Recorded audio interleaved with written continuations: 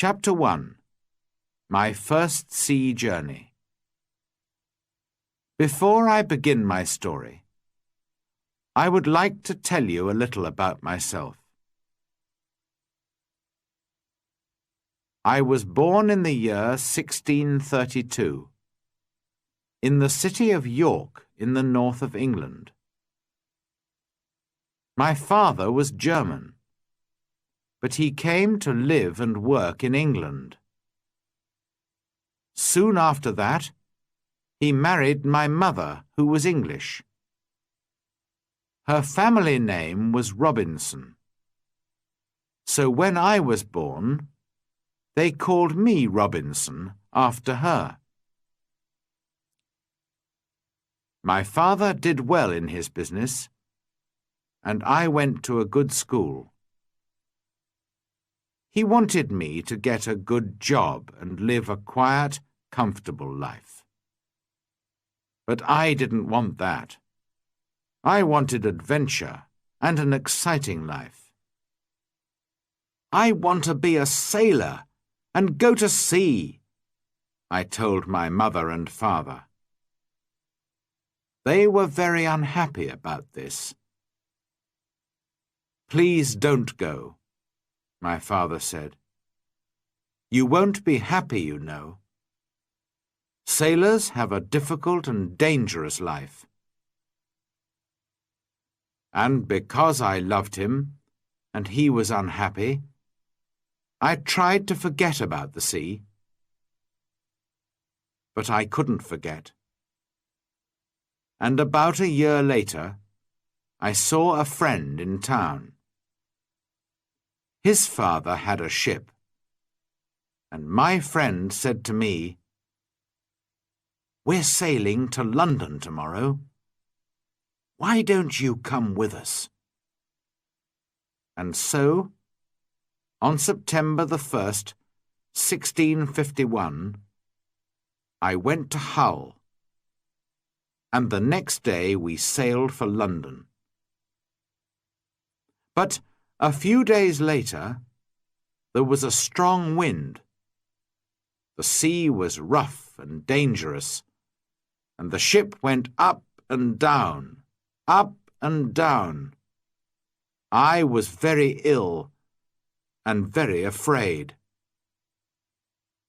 "Oh, I don't want to die," I cried. "I want to live.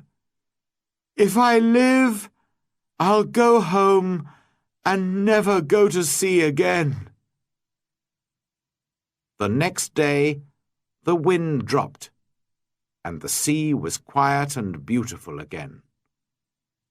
"Well, Bob," my friend laughed, "how do you feel now? The wind wasn't too bad." "What?" I cried. "It was a terrible storm." "Oh, that wasn't a storm," my friend answered. "Just a little wind. Forget it. Come and have a drink." After a few drinks with my friend, I felt better.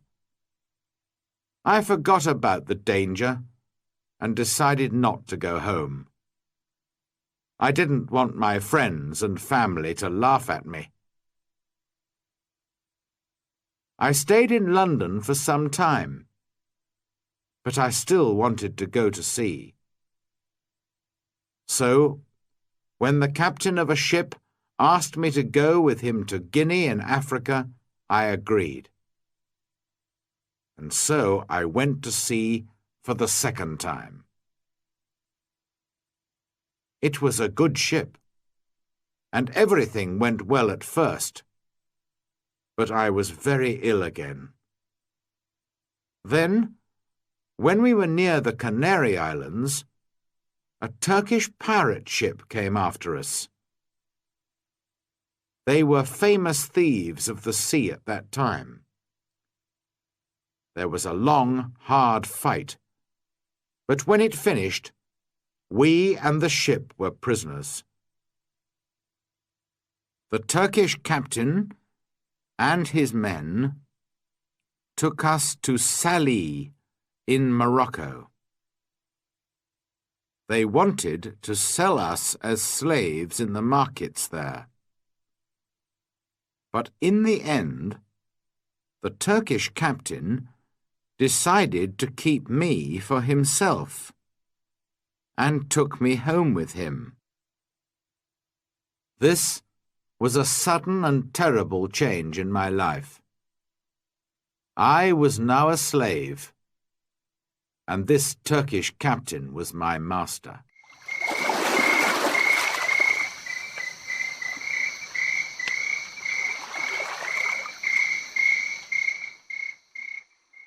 Chapter 2. Down the coast of Africa. For 2 long years, I lived the life of a slave. I worked in the house and the garden, and every day I planned to escape, but it was never possible. I thought about it day and night. My master liked to go fishing in a little boat, and he always took me with him. A man called Merle and a young boy also went with us. One day my master said to us, "Some of my friends want to go fishing tomorrow. Get the boat ready." So we put a lot of food and drink on the boat, and the next morning we waited for my master and his friends. But when my master arrived, he was alone. "My friends don't want to go fishing today," he said to me. "But you go with Merle and the boy, and catch some fish for our supper tonight." "Yes, master," I answered quietly. But inside I was excited. "Perhaps now I can escape," I said to myself. My master went back to his friends, and we took the boat out to sea.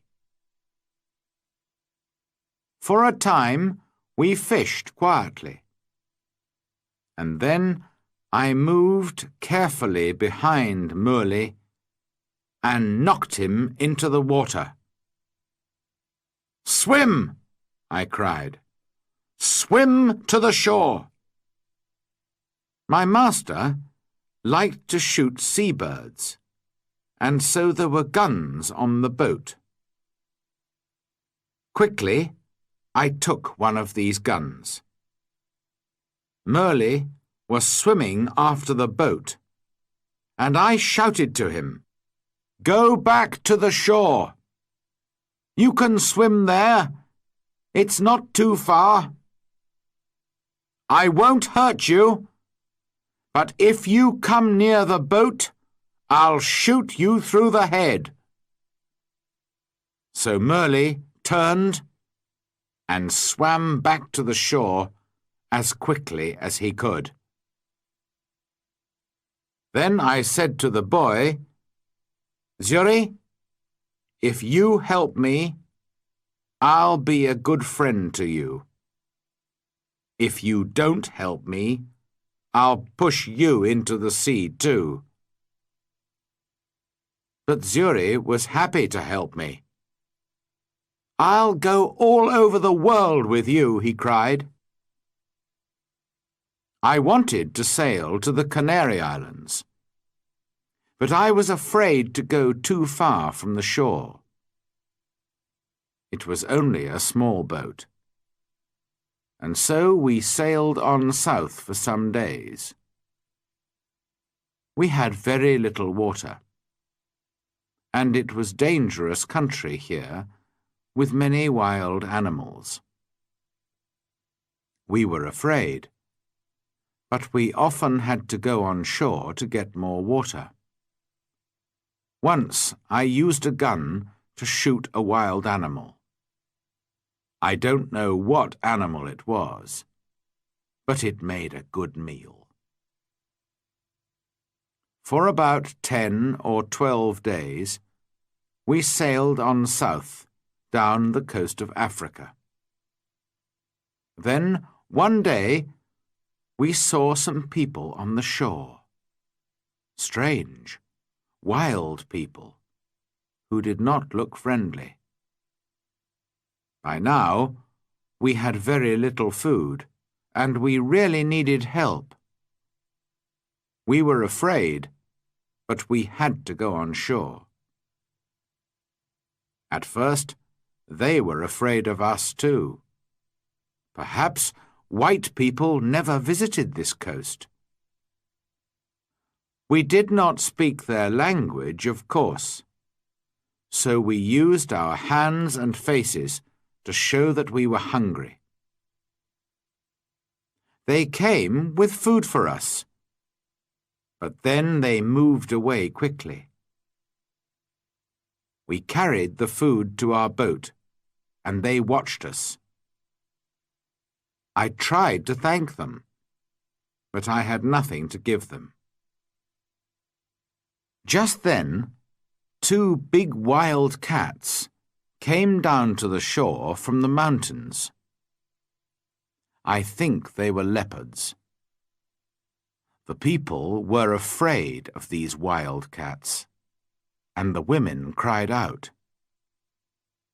Quickly, I took a gun and shot one of the animals. The second wild cat ran back up into the mountains.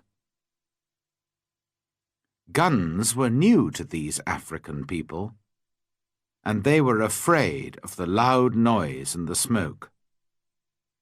But they were happy about the dead wild cat.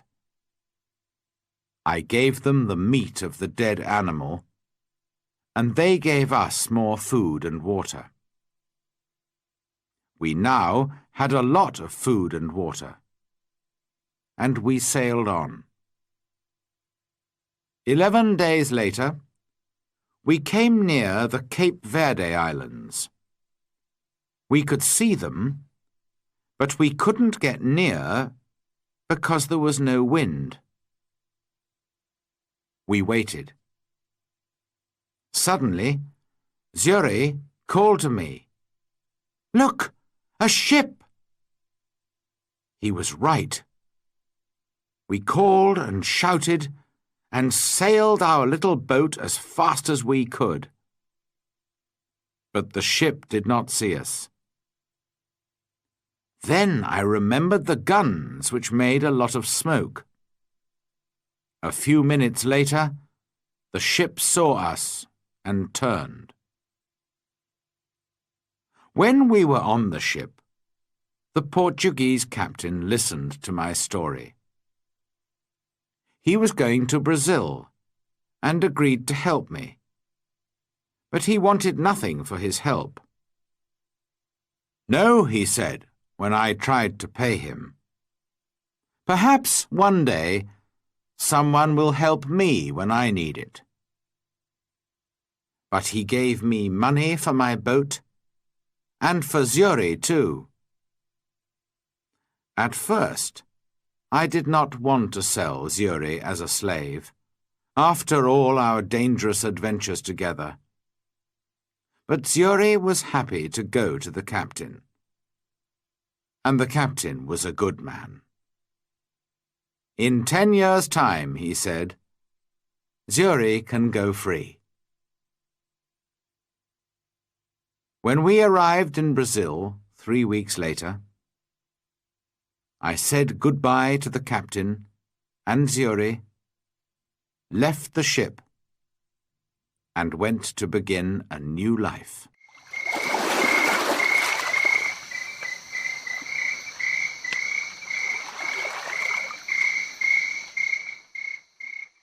Chapter 3. The Storm and the Shipwreck. I stayed in Brazil and worked hard for some years. By then I was rich, but also bored.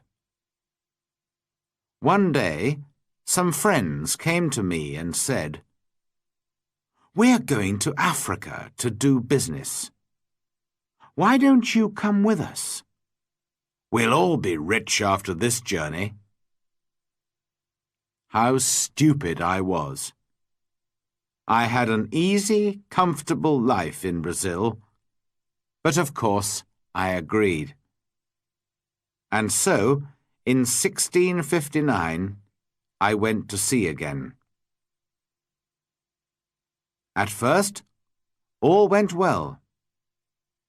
But then there was a terrible storm. For 12 days the wind and the rain didn't stop. We lost 3 men in the sea, and soon the ship had holes in its sides.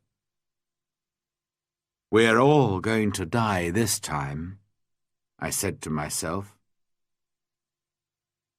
Then one morning, one of the sailors saw land. But the next minute, our ship hit some sand just under the sea. The ship could not move, and we were really in danger now. The sea was trying to break the ship into pieces, and we had very little time. Quickly, we put a boat into the sea and got off the ship. But the sea was very rough, and our little boat could not live for long in that wild water. Half an hour later, the angry sea turned our boat over, and we were all in the water. I looked round for my friends, but I could see nobody. I was alone. That day I was lucky, and the sea carried me to the shore. I could not see the land, only mountains of water all around me. Then, suddenly, I felt the ground under my feet. Another mountain of water came, pushed me up the beach, and I fell on the wet sand. At first, I was very thankful to be alive. Slowly, I got to my feet and went higher up the shore. From there, I looked out to sea. I could see our ship, but it was wrecked, and there was nobody near it. There was nobody in the water. All my friends were dead. I was alive, but in a strange, wild country, with no food, no water, and no gun. It was dark now, and I was tired. I was afraid to sleep on the shore. Perhaps there were wild animals there. So I went up into a tree, and I stayed there all night.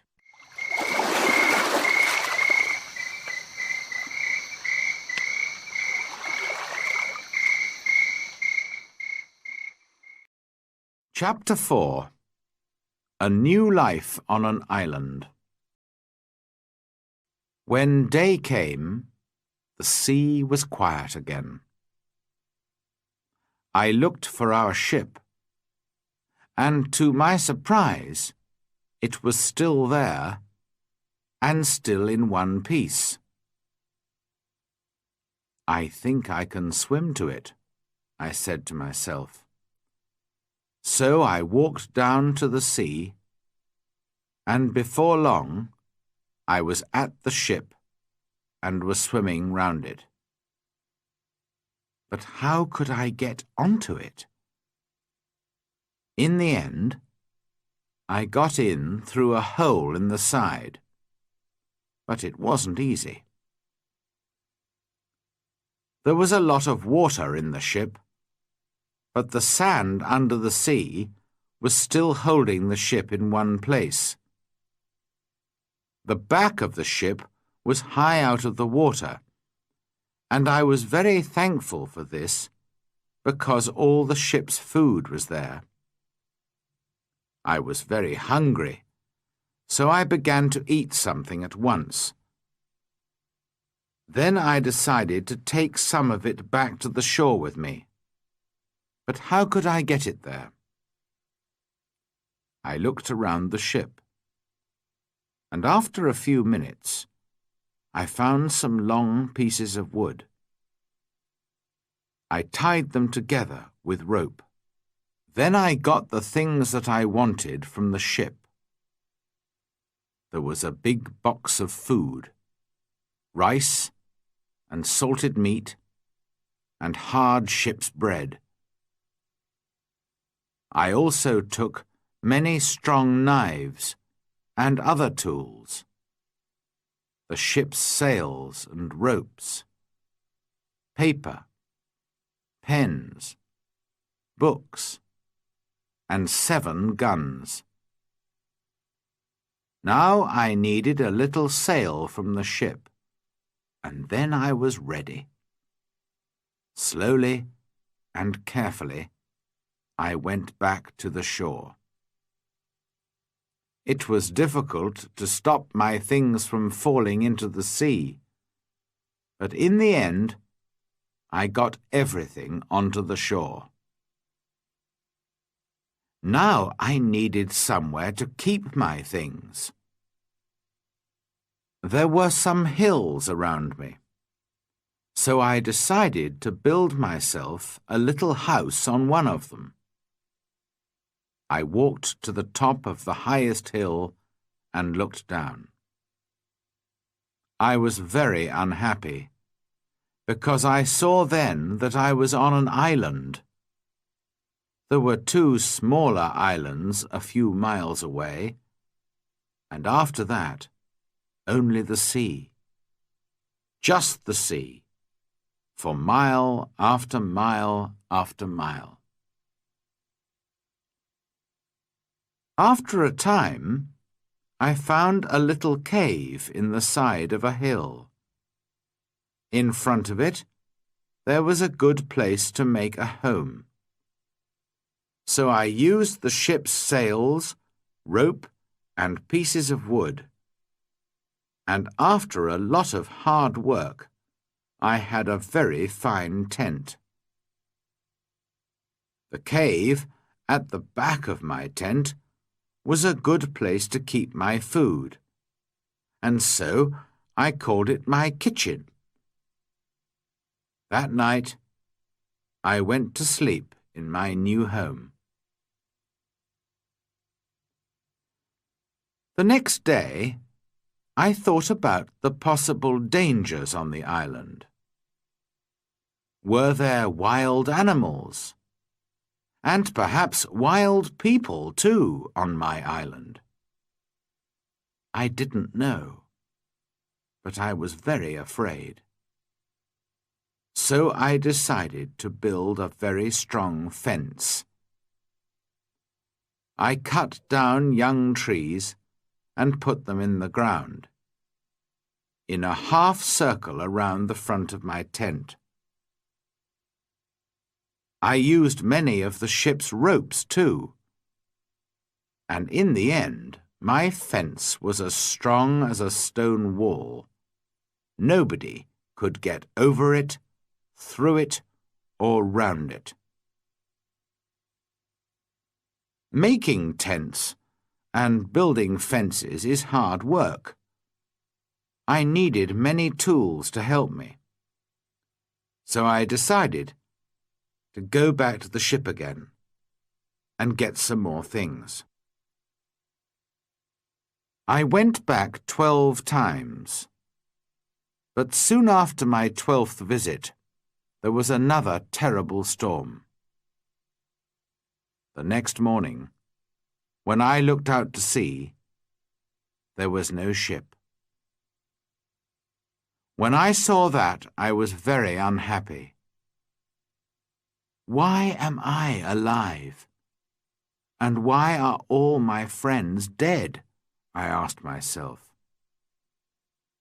What will happen to me now, alone on this island without friends? How can I ever escape from it? Then I told myself that I was lucky to be alive, lucky to have food and tools, lucky to be young and strong. But I knew that my island was somewhere off the coast of South America. Ships did not often come down this coast, and I said to myself, I'm going to be on this island for a long time. So, on a long piece of wood, I cut these words. I came here on the 30th of September, 1659. After that, I decided to make a cut for each day.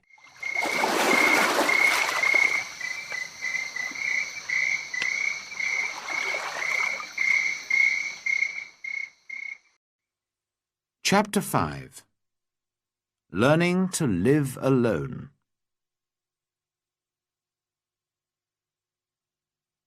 I still needed a lot of things. Well, I said, I'm going to have to make them. So every day I worked. First of all, I wanted to make my cave bigger. I carried out stone from the cave, and after many days' hard work, I had a large cave in the side of the hill. Then I needed a table and a chair, and that was my next job. I had to work on them for a long time. I also wanted to make places to put all my food and all my tools and guns. But every time I wanted a piece of wood, I had to cut down a tree. It was long, slow, difficult work. And during the next months, I learnt to be very clever with my tools. There was no hurry. I had all the time in the world.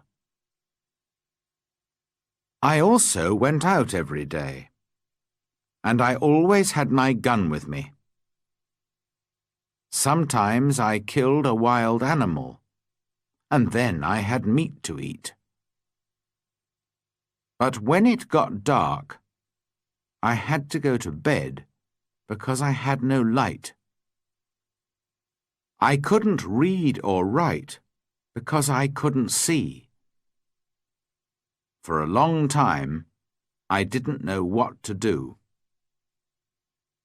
But in the end, I learnt how to use the fat of dead animals to make a light. The weather on my island was usually very hot, and there were often storms and heavy rain. The next June, it rained all the time, and I couldn't go out very often. I was also ill for some weeks, but slowly I got better. When I was stronger, I began to go out again. The first time, I killed a wild animal, and the second time, I caught a big turtle. I was on the island for 10 months before I visited other parts of it. During those months, I worked hard on my cave and my house and my fence. Now I was ready to find out more about the rest of the island. First, I walked along the side of a little river. There I found open ground without trees. Later, I came to more trees with many different fruits. I decided to take a lot of the fruit and to put it to dry in the sun for a time. Then I could keep it for many months. That night, I went to sleep in a tree for the second time, and the next day I went on with my journey. Soon, I came to an opening in the hills. In front of me, everything was green, and there were flowers everywhere. There were also a lot of different birds and animals. I saw that my house was on the worst side of the island. But I didn't want to move from there. It was my home now. I stayed away for 3 days, and then I came home. But I often went back to the other, greener side of the island. And so my life went on. Every month I learnt to do or to make something new. But I had troubles and accidents too. Once there was a terrible storm with very heavy rain. The roof of my cave fell in and nearly killed me. I had to build it up again with many pieces of wood. I had a lot of food now. I cooked it over a fire or dried it in the sun. So I always had meat during the rainy months when I could not go out with a gun. I learnt to make pots to keep my food in. But I wanted very much to make a harder, stronger pot, a pot that would not break in a fire. I tried many times, but I could not do it. Then one day I was lucky. I made some new pots and put them in a very hot fire. They changed colour, but did not break. I left them there for many hours, and when they were cold again, I found that they were hard and strong. That night I was very happy. I had hot water for the first time on the island. By then, I also had my own bread. That was luck too. One day I found a little bag. We used it on the ship to keep the chickens' food in. There was still some of the food in the bag, and I dropped some of it onto the ground. A month later, I saw something bright green there. And after 6 months, I had a very small field of corn. I was very excited. Perhaps now I could make my own bread. It was easy to say, but not so easy to do. It is a lot of work to make bread from corn. Many people eat bread, but how many people can take corn from a field and make bread out of it without help? I had to learn, and to make many new things, and it was a year before I cooked and ate my first bread. During all this time, I never stopped thinking about escape. When I travelled across to the other side of the island, I could see the other islands, and I said to myself, perhaps I can get there with a boat. Perhaps I can get back to England one day. So I decided to make myself a boat. I cut down a big tree, and then began to make a long hole in it. It was hard work. But about 6 months later, I had a very fine canoe. Next, I had to get it down to the sea. How stupid I was! Why didn't I think before I began work? Of course, the canoe was too heavy. I couldn't move it. I pulled and pushed and tried everything, but it didn't move.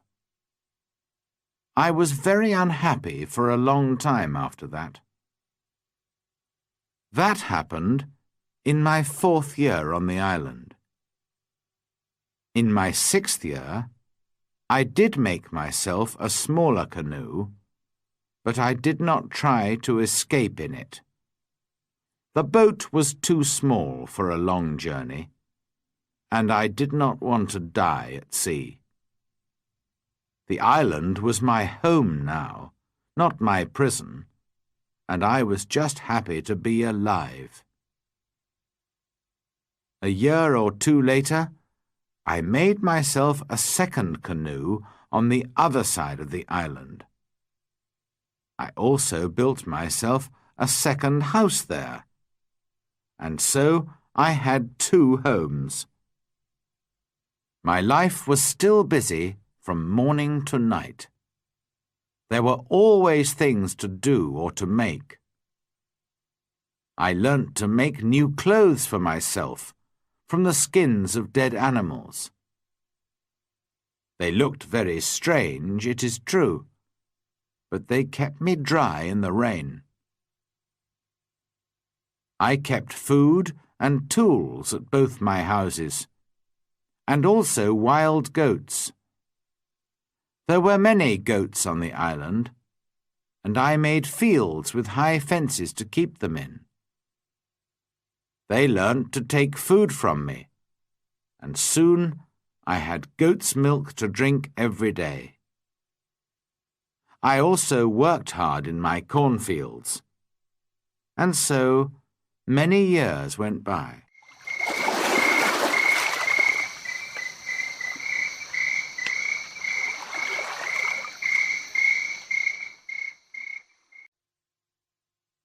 Chapter 6. A Footprint. Then, one year, something strange and terrible happened. I often walked along the shore, and one day I saw something in the sand. I went over to look at it more carefully, and stopped in sudden surprise. It was a footprint. The footprint of a man. Who could this be? Afraid, I looked around me. I listened. I waited. Nothing. I was more and more afraid.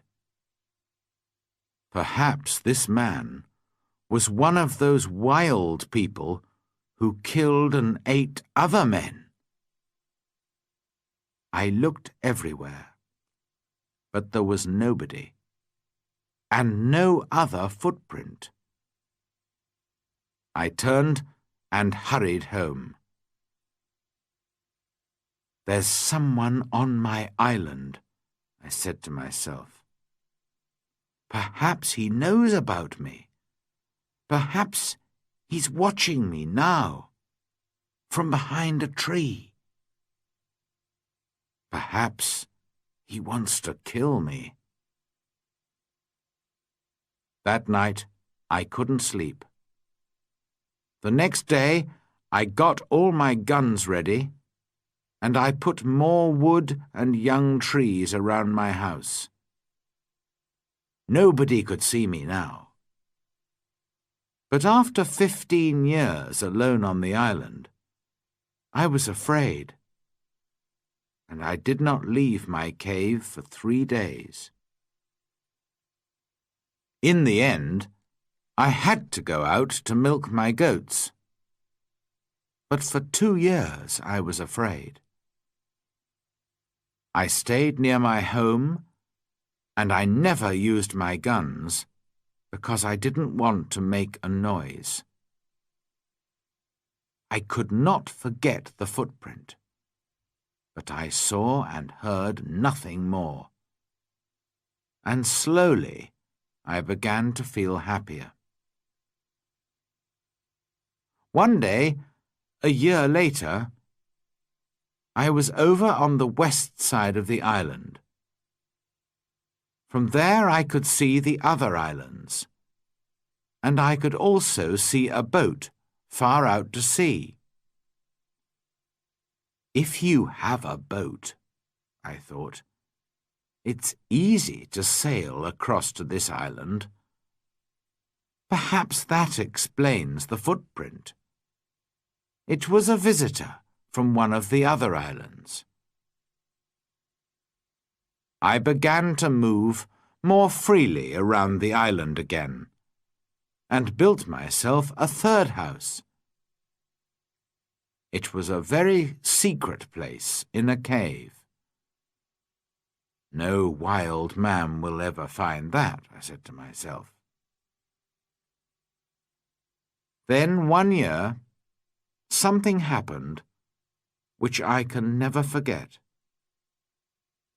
I was again on the west side of the island and was walking along the shore. Suddenly, I saw something which made me feel ill. There were heads, arms, feet, and other pieces of men's bodies everywhere. For a minute, I couldn't think. And then I understood. Sometimes there were fights between the wild men on the other islands. Then they came here to my island with their prisoners to kill them, cook them, and eat them. Slowly, I went home, but I was very angry. How could men do this?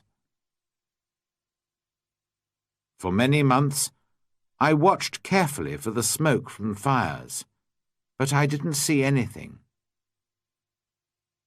Somehow, the wild men came and went, and I never saw them.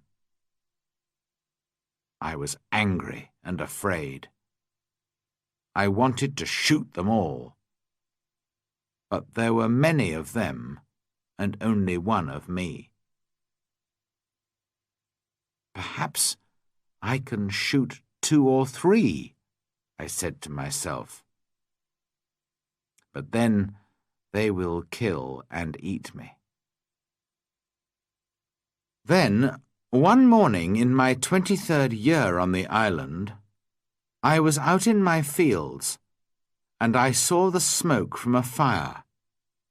Quickly, I went up the hill to watch. There were 9 men around the fire, and they were cooking their terrible food. Then these wild men danced round the fire, singing and shouting. This went on for about 2 hours, and then they got into their boats and sailed away. I went down to the shore and saw the blood of the dead men on the sand. The next time they come, I'm going to kill them, I said angrily.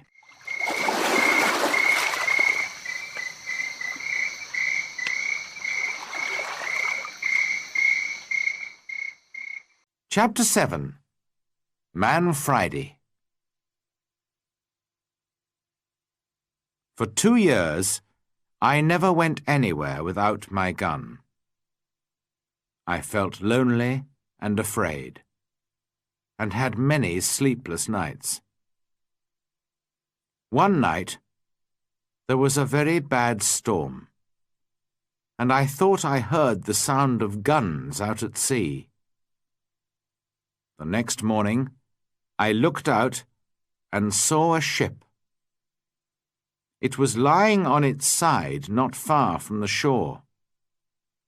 Quickly, I put my little boat in the water and sailed out to it. There were 2 dead men on the ship, but no one alive. The bodies of the other sailors were lost in the sea.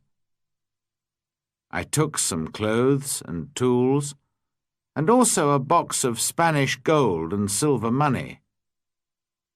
I was a rich man now, but what use was money to me? I could not buy anything with it. I wanted people, a friend, somebody to talk to, somebody who could help me escape from my island. One morning, I woke up and made a plan. I'll try to catch one of the prisoners of the wild men, I said to myself. He'll be happy to be alive, and perhaps he'll help me to escape. I watched day and night, but for 1.5 years there were no boats. Then one day 5 boats came. There were about 30 men, and they had 2 prisoners. They made their fire on the sand and danced round it. Then they killed one of the prisoners and began to cook their terrible meal. The second prisoner waited under the trees, with 2 men to watch him. Suddenly, the prisoner turned and ran. The 2 men ran after him, but the other wild men were busy round the fire and did not see what was happening. The prisoner ran like a wild goat, and soon I saw that he was coming near the bottom of my hill.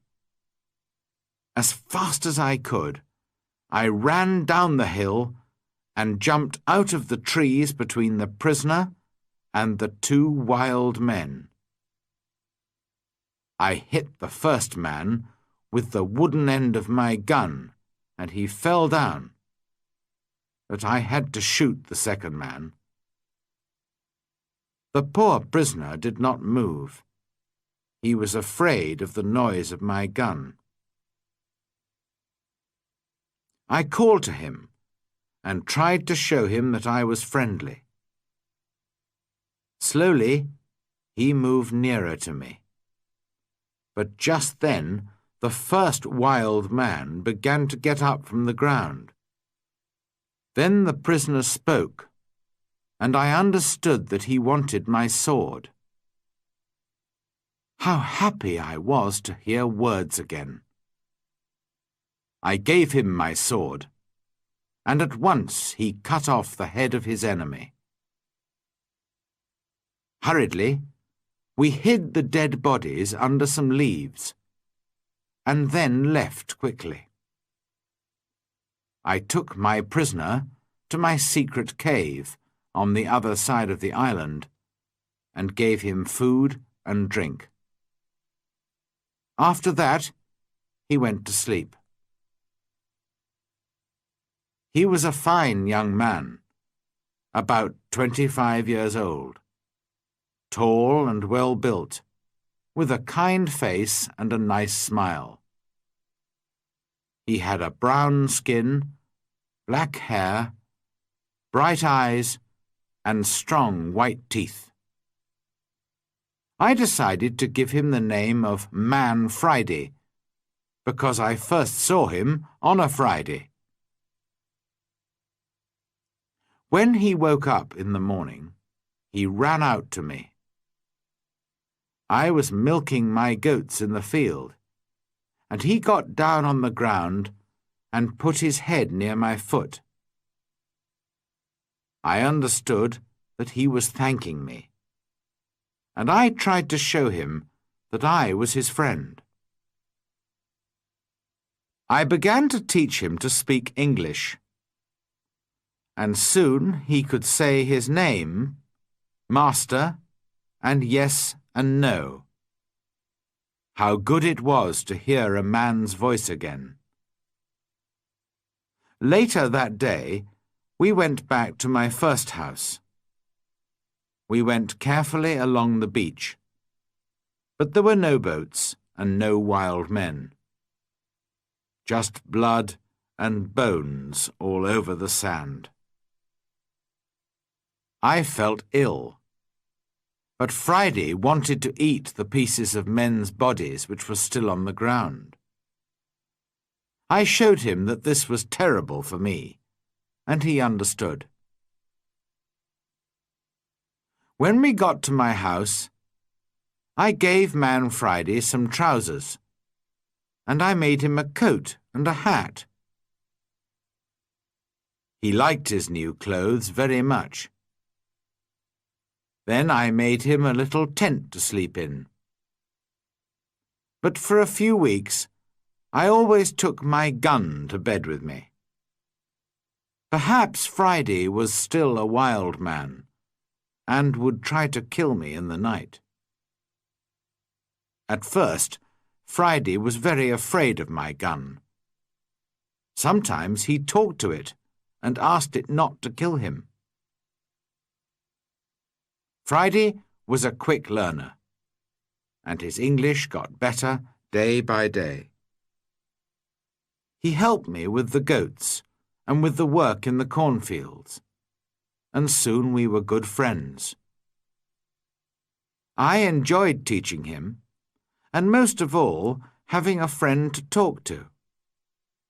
This was the happiest of all my years on the island. Friday and I lived together happily for 3 years. I told him the story of my adventures and about life in England, and he told me about his country and his people. One day we were at the top of the highest hill on the island, and we were looking out to sea. It was a very clear day, and we could see a long way. Suddenly, Friday began to jump up and down, very excited. "What's the matter?" I said. "Look, master, look!" Friday cried. "I can see my country. Look over there." I looked, and there to the northwest, between the sea and the sky, was a long, thin piece of land. I learnt later that it was the island of Trinidad, and that my island was in the mouth of the river Orinoco on the north coast of South America. I began to think again about escape. Perhaps Friday wanted to go home too. Perhaps together we could get to his country. But what then? Would Friday still be my friend? Or would his people kill me and eat me? I took Friday to the other side of the island and showed him my big canoe. It still lay under the trees. It was very old now, and there were holes in the wood. "Could a boat like this sail to your country, Friday?" I asked him. "Oh, yes," he answered. "A boat like this can carry a lot of food and drink." "Then we'll make another canoe like it, and you can go home in it," I said. But Friday looked very unhappy. "Why are you angry with me?" he asked. "What have I done? Why do you want to send me home?" "But I thought you wanted to go home," I said. "Yes, but you must come with me." Kill me if you want, but don't send me away from you." Then I saw that Friday was a true friend, and so I agreed to go with him. We began work on the canoe at once. Friday chose the tree himself. He understood wood better than I did, and we cut it down. We worked hard, and in a month the boat was finished. 2 weeks later, it was in the sea, and we began to get ready for our long journey.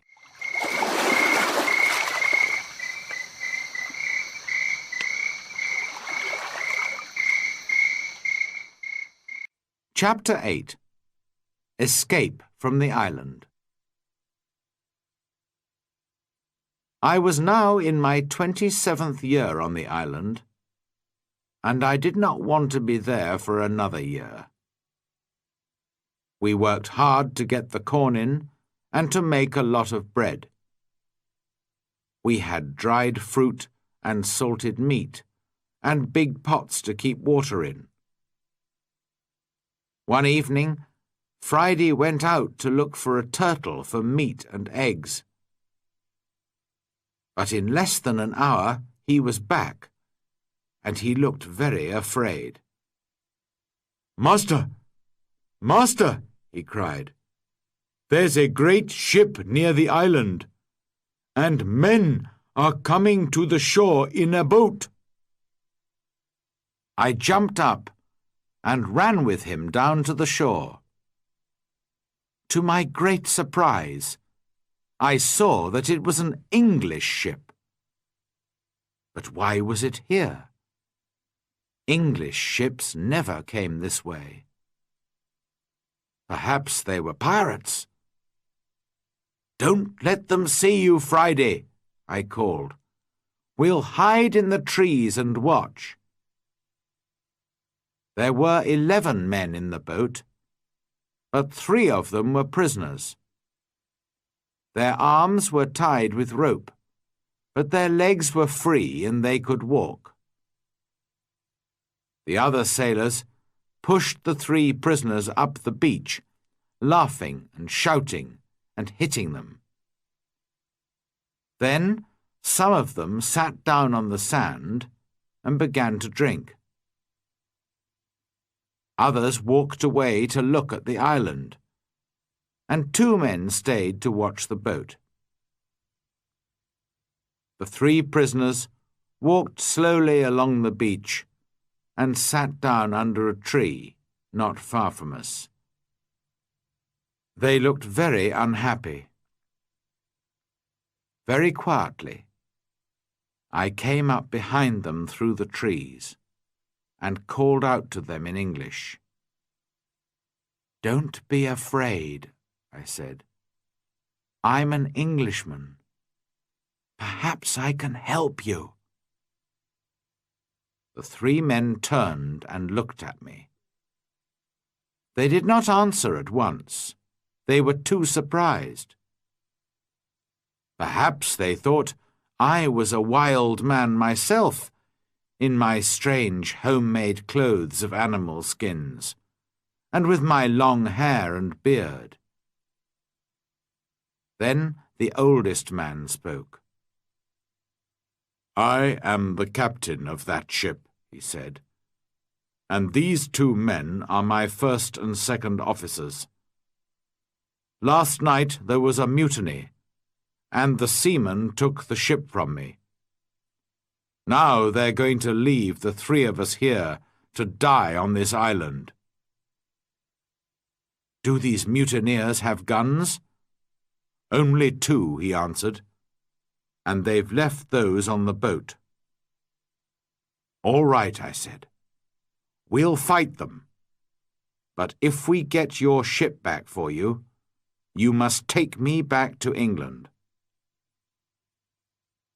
The captain agreed immediately, and thanked me very warmly for my help.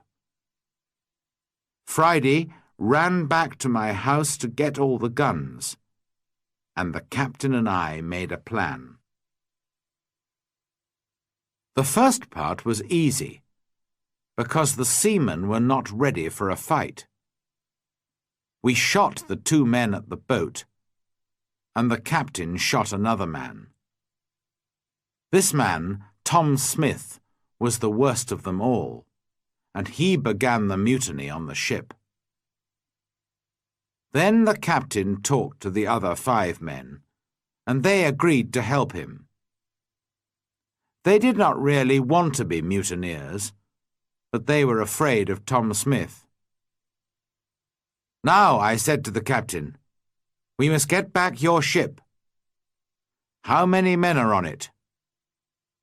26, the captain replied, "and they will fight hard because they won't want to go home. It is death for all mutineers in England. But not all the men are bad. I'm sure that some of them will help me." Just then we saw another boat which was coming from the ship to the shore. There were 10 men in it, and they all had guns. We ran into the trees and waited. It was a long, hard fight, but by now it was dark, and this helped us very much. We ran here and there in the trees, calling and shouting. The seamen could not see us, and did not know how many men they were fighting. In the end, the first officer shouted to them, "Put down your guns and stop fighting. The captain has 50 island people to help him. We can kill you all." So the seamen stopped fighting, and we took their guns. 3 of the men agreed to come back to the captain, and we put the others in my cave. Friday and I stayed to watch the prisoners, while the captain and his men went back to fight for the ship. All night we listened to the sound of guns and shouting. But in the morning, when the sun came up, the captain was master of his ship again. I went down to the shore to meet him. "My dear friend," he cried, "there's your ship. I'll take you to the ends of the world in it." I put my arms round him, and we laughed and cried together. How happy I was to leave the island. My good friend Friday came with me, of course, but we left the mutineers on the island. We decided not to kill them. They could begin a new life on the island. I showed them my 3 houses, my cornfields, and my goats, and all my tools. Their life would be easy, because of all my hard work for so many years. And so, on the 19th of December, 1686, after 27 years, 2 months, and 19 days, I said goodbye to my island and sailed home to England.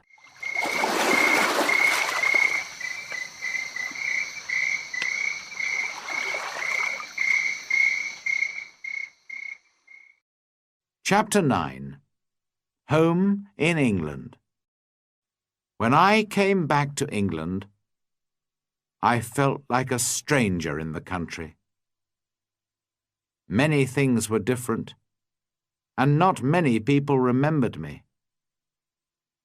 I went home to York, but my father and mother were dead, and also my 2 brothers. I did find the 2 sons of one of my brothers. They were happy to learn that I was alive, and I was pleased to find some family. After some months, I decided to go down to Lisbon in Portugal. I had friends there who could help me to sell my land in Brazil, and I needed the money. Friday came with me. He was always a good and true friend to me. In Lisbon, I found the Portuguese captain, who took me in his ship to Brazil all those years ago. It was good to see him again, and he helped me with my business. Soon I was ready to go home again, by land. No more adventures and dangers by sea for me. It was a long, hard journey. We had to cross the mountains between Spain and France in winter, and the snow was deep. Poor Friday was very afraid of the snow. In his country it was always hot, and he did not like cold weather. Back in England, I found a house and began to live a quiet life. My 2 nephews came to live with me. The younger one wanted to be a sailor, and so I found him a place on a ship. After a while I married and had 3 children, 2 sons and a daughter. Then my wife died, and my nephew, who was now the captain of a ship, came home to see me. He knew that I did not really like a quiet life. "I have a fine ship, Uncle," he said. "I'm going out to the East Indies, India, Malaya, the Philippines. Why don't you come with me?" And so, in 1694, I went to sea again, and had many more adventures. Perhaps, one day, I'll write another book about them.